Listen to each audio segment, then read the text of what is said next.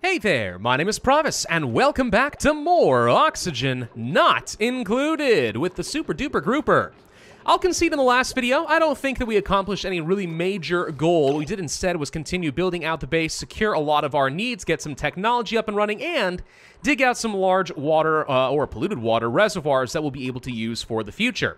Now I want to start focusing a bit more on individual projects. I did talk about getting some plumbing up and running. I think that would be a very good idea for us for a lot of different reasons. One, it gets rid of a lot of these latrines, so we can remove some of the some of the manual labor that goes into preparing and cleaning these things out. That alone could be pretty nice. Also, we start building out a larger supply of some water we can use, which I like that idea too. Now, the only problem with this is it's going to take a lot of power to run the pumps we're going to need, to run the water sieves, etc. So, one thing I do need to do early on is research the internal combustion technology.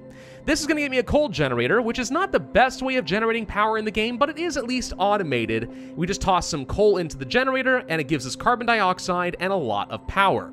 We can make this a lot more effective and efficient, though, if we attach that with a smart battery. So instead of the current battery we have right now, this thing fills up a certain amount of power, and then it sends a signal and automatically turns the coal generator off, so we're not wasting coal and creating unnecessary carbon dioxide. That's kind of my goal to start. Get our power figured out so we don't have to keep running on the hamster wheel, keep everything running, then get the plumbing set up and create some proper bathrooms. Since we do have a fifth dupe, let's also not forget that we do need to get some additional food growing in our base. 5 more for the meal lice should be fine to start. This is not a good long-term solution. I don't plan on keeping this farm the way you're seeing it right now. At some point, I would like to go ahead and tear this thing down in favor of bristle blossoms, which actually will be a really good project to follow after the washrooms, because those will prefer to have the hydroponic farms with polluted water being fed directly into them in order to make sure that they are nice and maintained. I would like to do that, but for now, meal lice is a very easy way to keep everyone nice and fed. Coal generator is up and running. Let's go ahead and place one right over here. Again, we're not going to turn this thing on until we have a smart battery, but Alpha is already on it. J. Johns does have another skill point available. We could go for demolitions, which could be pretty nice. Allows us to demolish some buildings, get a little bit more construction skill. Alternatively, though, I think I'm going to go for a bit more of the carrying capacity, because again, just the logistics of having people carry things around makes such a huge difference. You can never underestimate how nice it is to have lots and lots of high-strength, high-athletic dupes. There's that research. Okay, excellent. Let's go ahead and set up a smart battery. I can't because I need refined metal. Dang it, I forgot about that. Okay, no more research necessary. Hang on. We need to go for... Not under liquids, not under gases, not under computers. Somewhere is a smasher. Or did we already research this and I've missed it? But there is a way to refine metal by simply smashing it together. Brute force refinement. That's the one I was looking for. We need a rock crusher. Ugh, okay. That's the rock crusher. Okay, and this is a really big honkin' thing, ain't it? Oh boy. Alright. Well, not really loving the placement for this thing, but it's kind of my best option right now. I usually like to place a smart battery, like, literally right next to the coal generator in order to have a very short, cable. In fact, that is still very much my preference. Where else could I put this? I guess I could put it up over here. Yeah, that could be a thing, and unfortunately does take power. I wish it didn't, but okay, right over here would be better at least. I don't know, the longer the automation cables need to be to send signals, the more of that crushed refined metal I'm going to need, the more labor it's going to take to get everything set up. So I'd rather just leave this space open for the battery. Oh, let's see. Alpha actually has a skill here as well. Excellent. Do we want even more science usage, or do we want something else? Yeah, I guess we can go ahead and focus more on this. So this becomes more useful in the mid-game. We actually will have an advanced materials laboratory, whatever the building is called. I don't know. But, I mean, for now, yeah, I mean, I guess just having a little bit of extra science skill make these things go a little faster, and that's worth something. Okay, the rock crusher is built. We need to turn some copper ore into a refined copper material. Let's do this, I don't know, like 10 times or so if possible. Now, I believe this needs to be run by someone with the operating skill, so that's probably going to end up being Bad Burrito. Though I don't really mind it being somebody else if someone else seems kind of bored. Alpha's not doing any particular research right now. Why doesn't she just go do it? That seems completely fine. Get up over here and start punching the crud out of the rock crusher. You might think I'm joking, but I'm not. That is exactly what they do. Alpha's just like, you know what? Raw human muscle power, smash that copper! And somehow this works. This is where, you know, despite all the wonderful engineering practices and mechanics behind Oxygen Not Included, you got a little suspension of disbelief. Okay, that's all the copper we need. Set up a smart battery.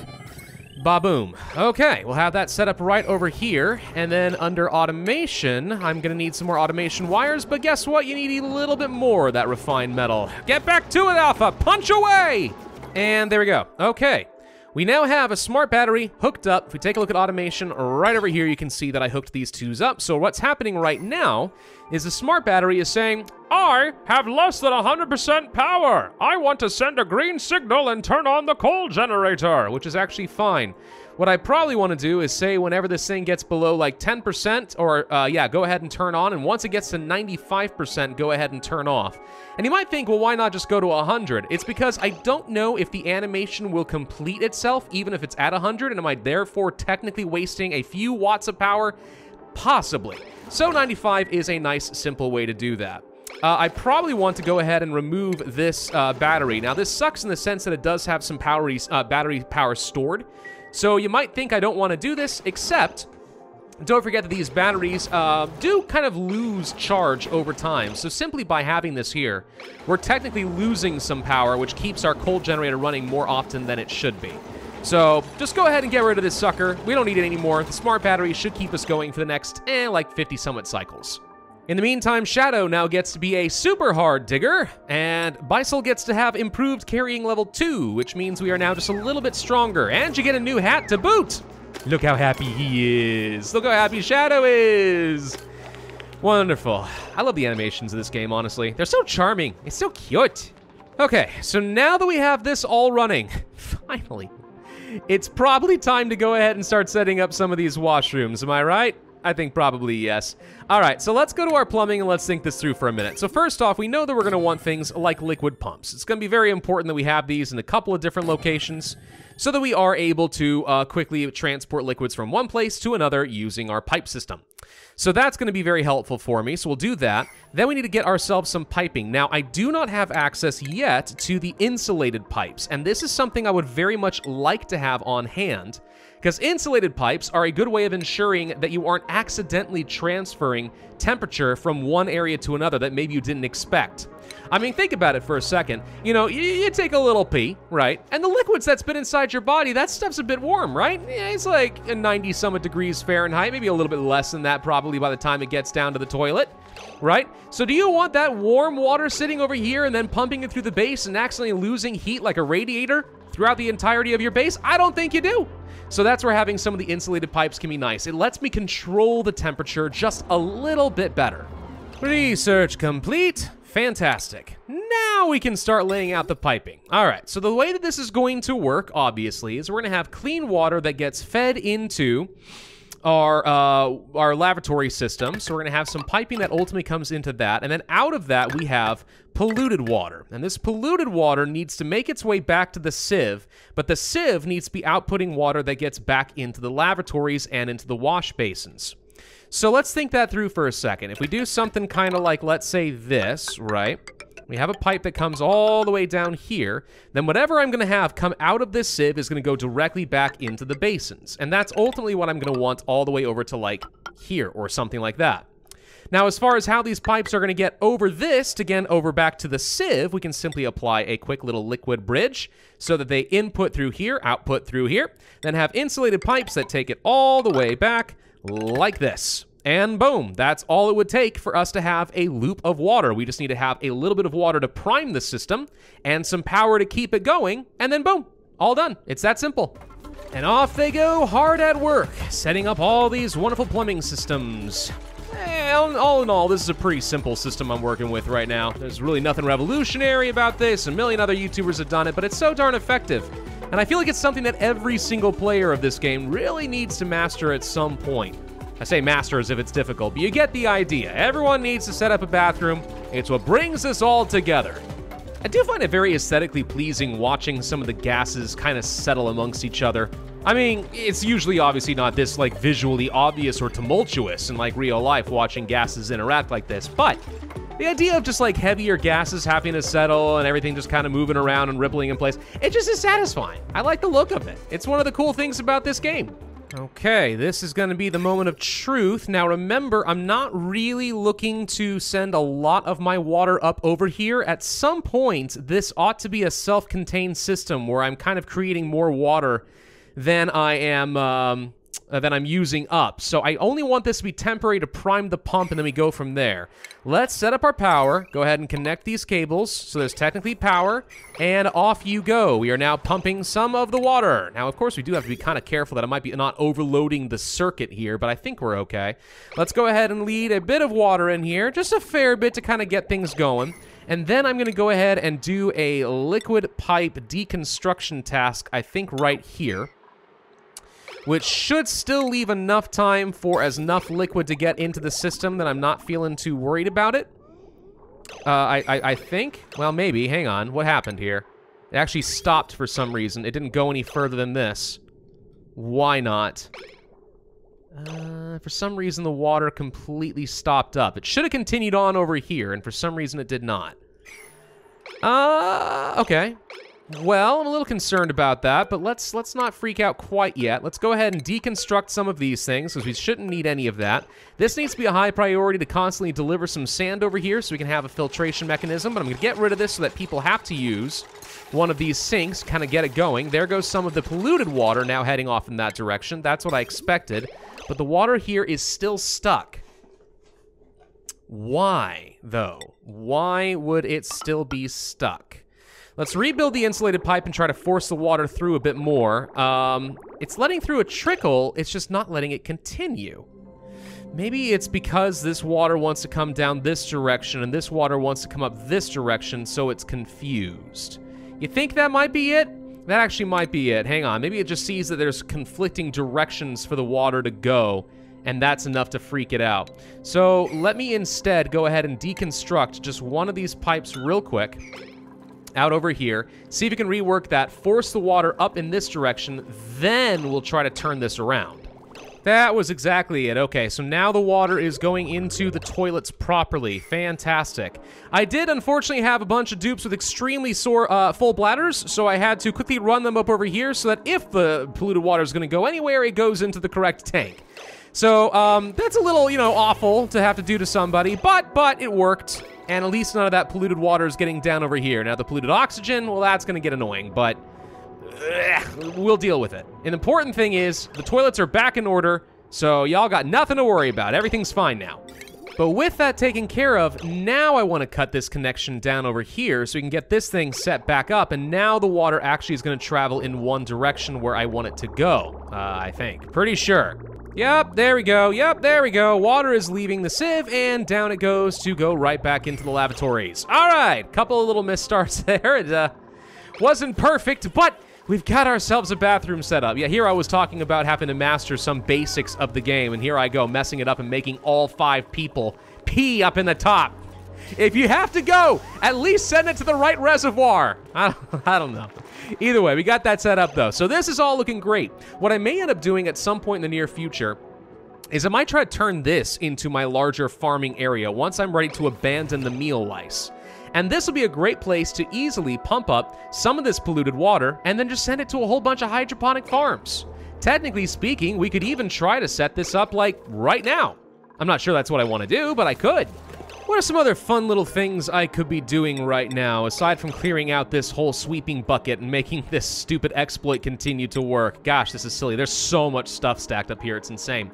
What kind of other research do I have access to? We can move on to things like advanced combustion, sugar engines. Oh, man.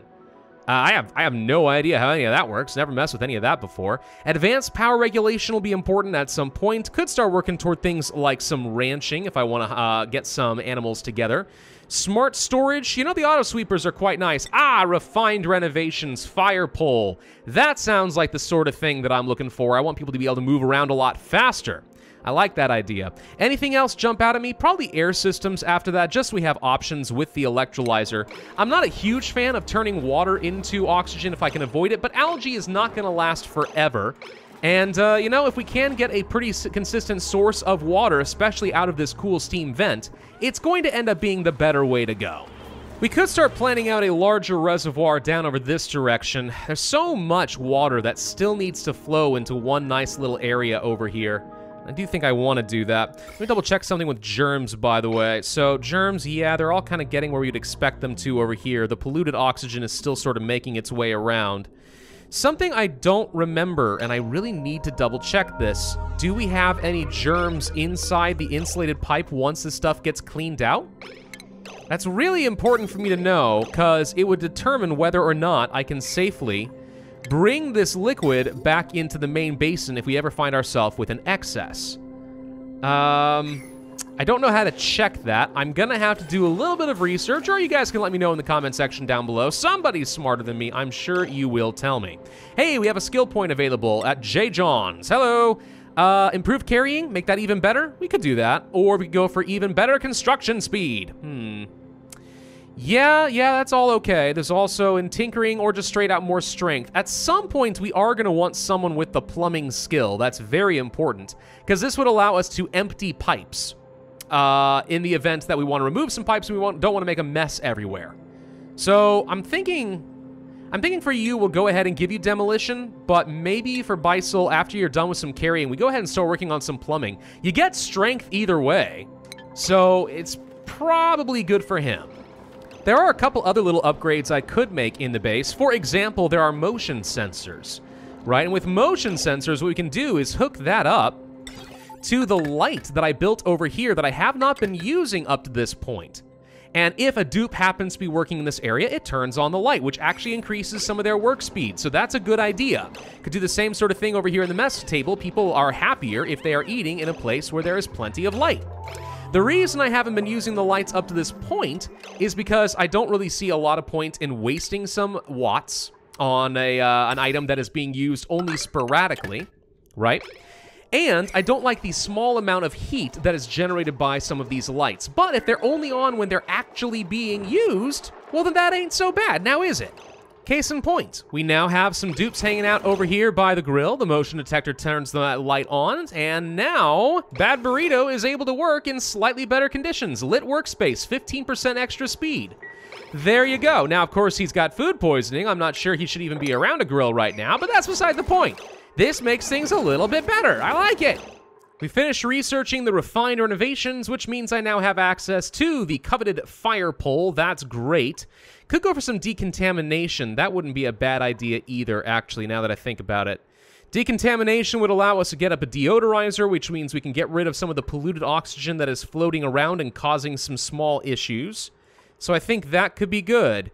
Yes, I think out of all the current options, that's probably the first one. And then once we have this set up, I could probably go charging into a slime biome and be able to hold some of the stink at bay. And most importantly, a lot of the germs. What would it take to build some fire poles? Copper. I don't have an absolute ton of copper, so I'm a little bit wary of this. But it's really important that people are able to get around very, very quickly. So we'll go ahead and get some of these fire poles set up. Kind of like so. That's all of my copper. Ouch. All right. Looks like we need to go mining, ladies and gentlemen. Oh, this is fun. Shadow is apparently having a very good day because Shadow is now sparkle streaking across the base. Yeah, as opposed to having like a mental breakdown, Shadow's just having a great day. So, +8 athletics for a cycle. Yeah, that's pretty sweet. I'm not unhappy about that. Good for you. Decontamination tech is now done. That is excellent. Probably should move toward things like insulated gas pipes pretty soon. I am going to need that. I'm also very concerned about our ability to cool the base because we haven't found an ice biome even yet. So maybe getting something like an aqua tuner at some point early on could end up being very helpful for me. I'm not thrilled about it, but if it works, right? There it is, right down there. Liquid tuning. Radiant pipes. Yeah, that is the thing we're gonna need. We also really ought to get this air system up and running because at some point, yeah, the electrolyzer is going to be a better way to go. And you can set up a contraption that's basically a contained electrolyzer that powers itself with its own hydrogen. The only thing I don't much care about with the electrolyzer is, well, one, it goes through your water surprisingly quickly. Like, you might find yourself very rapidly going through it. But two, the oxygen is released at very hot temperatures, like 70-something degrees Celsius. So without a way to cool down the base, yes, we can produce oxygen, but pumping it throughout the base is going to create a lot of heating issues, and I don't relish that for obvious reasons. Anyway, with that aside, I am very much concerned about whether or not we are going to have some form of coolant. One thing I'm going to do is I'm going to start digging over here toward this geyser, right? We found the neutronium. We know there's a geyser here. I'm hoping we're going to find out that it is some sort of a cold geyser, right? That could be cold water, polluted water, brine. I don't really care. Just something cold that I'll be able to use to soak away the thermal energy out of this cool steam vent and thereby create a permanent system of renewable water, or at the very least, a coolant that I can use throughout the base. We're going to try over here, and I think there was another...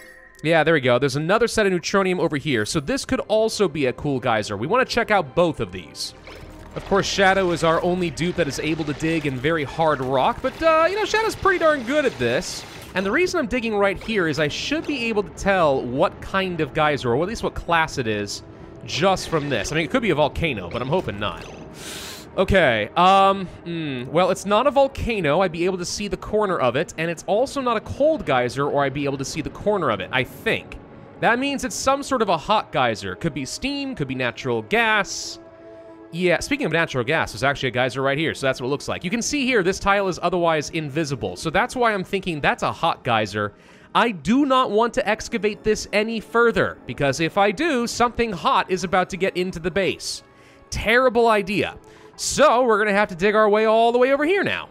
While they're working on that, let's plan out something else. So there's gonna be occasionally a point where we are going to find ourselves with too much water after a while, right? Because so far you can see we are generating more water than we have used up after I broke this connection.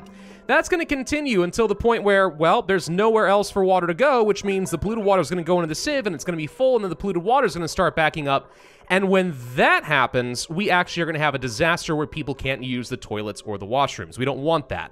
I need some sort of a relief outlet for these pipes. And this is where there's kind of a bizarre little trick you can do here that works in ways I probably wouldn't have expected, but I had to look this up on YouTube and found out, yeah, sure enough, this is exactly something how it works. So we're going to place down a liquid bridge right here. Now, you might be looking at this and saying, well, wait a minute. You've already got a pipe going through here. What does this do? It's a weird little thing about Oxygen Not Included's priority system. The liquid coming out of here, right, this polluted water, is going to prioritize going into this little inlet for the insulated pipe, which then means it pops out over here, and filling out everything downstream of it. If everything downstream of this is full, and nothing is going to enter the pipe, then it will start using this pipe, which means I actually can have a little liquid vent right here and an insulated pipe coming down like this. So basically, priority, fill the water sieve. Once the water sieve is full and the water has backed up all to this point, any extra polluted water, dump it into the vat. That's exactly how this works. It's kind of bizarre, but it totally is supposed to work. In the meantime, Shadow is doing the Lord's work over here, which is to say my work. All right, tell me we're going to have some sort of a slush geyser. Please, for the love of God, I need something cold. That's one. Okay, boom, a cool slush geyser.